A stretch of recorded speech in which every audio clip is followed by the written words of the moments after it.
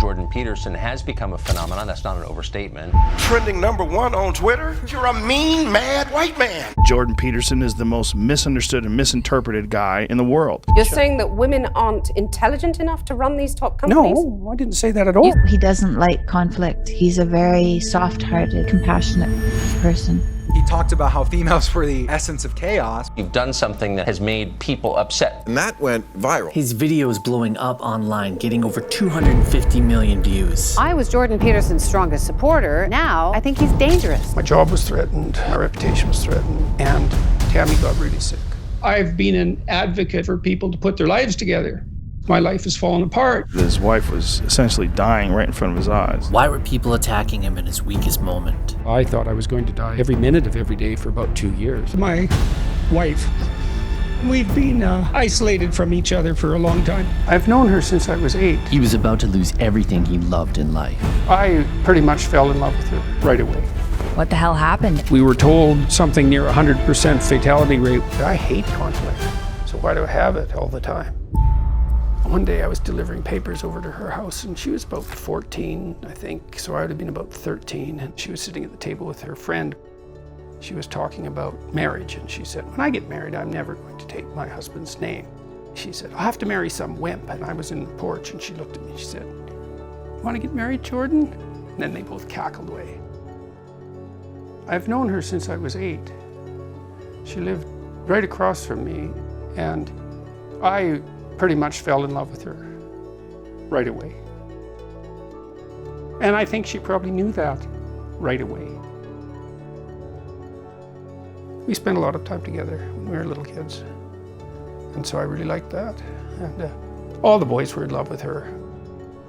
You think kids don't have love? It's like, yes, they do. They don't know what it means, you know, but it was stark obvious. We were friends until we were about 13, and we were still kind of friends after that, but she started going out with older guys. But we would get together at Christmas because we'd both come back to this little town, and she said, you know, she knew that when she got home that I'd ring the doorbell 15 minutes after she was home. I asked her to marry me, I guess for probably the 3rd time that Christmas. We were outside after New Year's party, wild New Year's party up north, and out on the swing set. That's when I asked her. Yeah. Then she said yes. I thought, God damn it, I knew she was going to say yes. It was like I'd been thinking all the Christmas vacation that was going to happen. It was like fate, you know, this is definitely going to happen.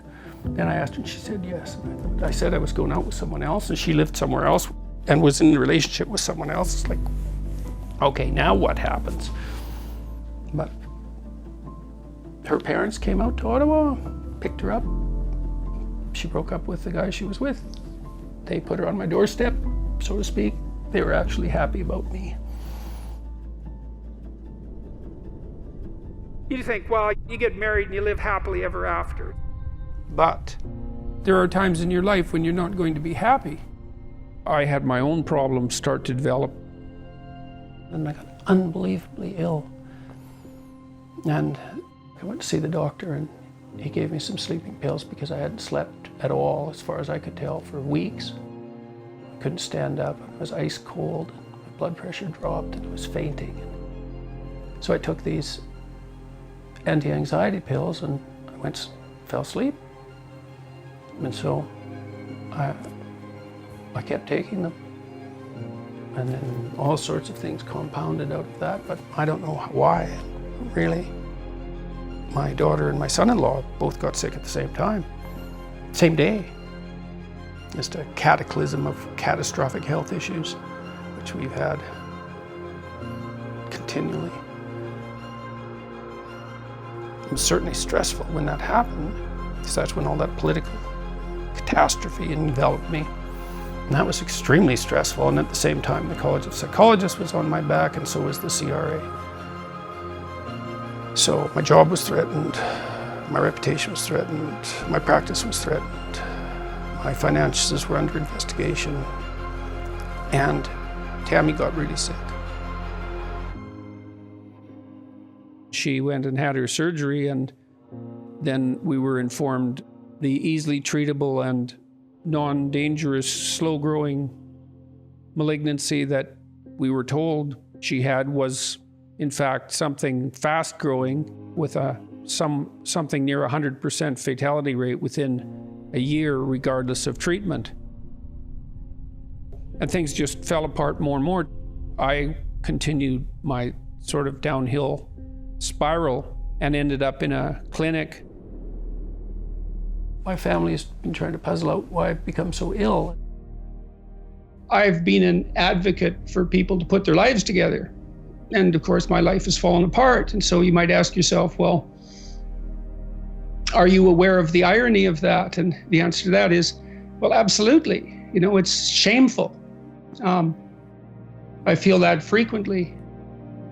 What you most want to be found will be found where you least want to look, essentially. And it's so interesting because it means that if you're willing to turn around and to stand up, say, and stand up straight and face the darkness like fully, what you discover at the darkest part is the brightest light. And that's something that's so much worth discovering, because there's going to be terrible darkness in your life, and it's going to make you cynical and bitter, and it could easily be that you're just not looking at it enough, because if you looked at it enough and you didn't shy away and you brought everything you had to bear on it, you'd find that there was more to you than there was to the horror. When I decided to marry Tammy, I had to talk with her about truth. I said, look, we're not going to lie to each other. If you're in on this, we're not lying to each other at all. We're going to tell the truth. And she thought about that seriously. She was on board, and I don't think she's ever lied to me. If things are untroubled and you run into real trouble, you have a better chance of getting through it, right? It's nothing certain in life, that's for sure, but at least you're not compounding tragedy with stupidity and lies. I hate conflict. So why do I have it all the time? Well, peace doesn't happen by pretending there's no conflict. Peace happens by working through the conflict and coming up with a solution. That's really hard. And you know, we've had a fair bit of peace, thank God for that. And with our kids too. There was so much horror that had to be got through before there was something approximating a happy ending. Tammy recovered rather miraculously. She might be the only person in the world who survived that form of cancer. There weren't a lot of elephants under the carpet. That would have done us in. I don't think either of us would have lived if we hadn't had a relatively pristine relationship.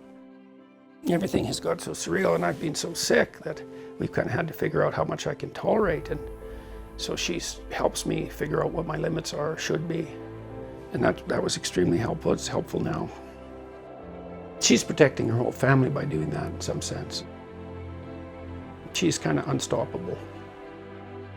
It's a very rare male who doesn't feel inadequate in the face of a female that he's enamored of, you know, and it's partly because in some sense the ideal feminine shines through that person, and that's a harsh judge. You know, even if that particular person isn't a very good embodiment of the ideal feminine, that's still a lot of what the man sees. And maybe he sees right to the core of the person, you know. One of the things I've often said at weddings when people have asked me to speak is that, well, you fall in love with someone and it's just an illusion, you know, and then the reality sets in. Of course, in some ways that's true, but when you fall in love with someone, I think you see what they could be. And maybe you see that with the part of you that could be what you could be. And so that's a little divine light, you know, and it attracts us, and it makes us want to be better if we have any sense. Neither of us thought we'd get through what we got through, so we're still sort of shell-shocked that it's possible. It's not easy to keep a relationship thriving. You know, you have to be awake. And we don't take it for granted. I don't take any minute for granted. My father came up to me, and some of the last words he said to me was, "I'm sorry," and he pepper sprayed my face. Then all I hear in the kitchen is my mother screaming for help and saying, "He's got a gun." So I got up and I did my best to fight him.